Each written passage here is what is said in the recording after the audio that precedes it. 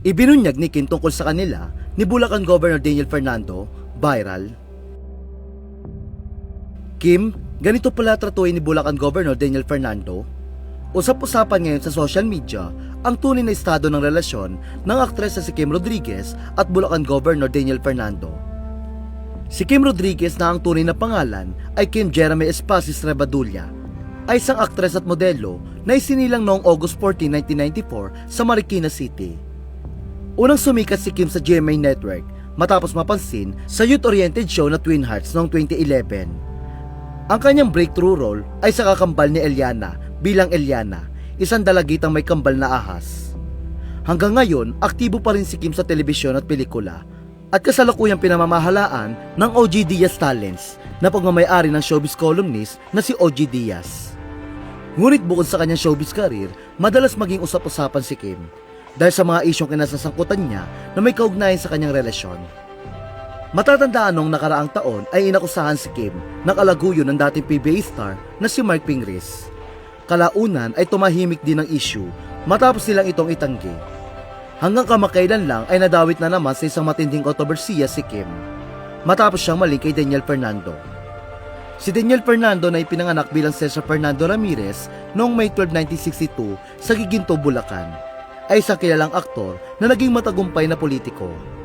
Nakilala siya sa kanyang pagganap sa mga pelikulang Scorpio Nights at Macho Dancer, na nagbigay sa kanya ng Gawa Durain Best Actor Award. Noong 2001, naalala siya bilang Provincial Board Member ng Bulacan at kalaunan ay naging Vice Governor mula 2010 hanggang 2019. Hanggang noong 2019, naging Gobernador siya ng Bulacan. Maraming nga ang nagulantang matapos kumalat ang larawan ni Kim at Governor Daniel kamakailan. Sa nasabing larawan, makikita si Kim na may hawak na bouquet at katabi si Gobernador Daniel.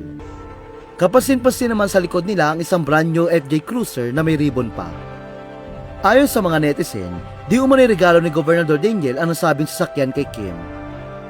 Sa kabilang banda, marami nga ang naintriga sa mga sagot ni Kim sa komento ng netizen sa kanyang TikTok account.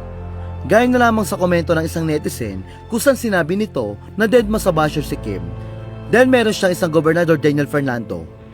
Ang tugon ni Kim dito ay pikit. Sinagot din ni Kim ang komento ng isang netizen tungkol sa pagiging fresh umano niya dahil alaga siya ng isang Gobernador Daniel. Sagot ni Kim sa komento, taray ng username mo at always be kind to others, na tila masaya sa komento ng netizen. Base sa mga tugon ni Kim, hindi may kakaila na may namamagitan nga sa kanila ni Gobernador Daniel na mas matanda sa kanya na may 3 dekada. Mukhang wala namang pakialam si Kim sa mga bumabatikos sa relasyon nila ni Gobernador Daniel. Ipinahiwatig niya ito nang ilipsing niya ang kanta ni Leona Lewis na Bleeding Love.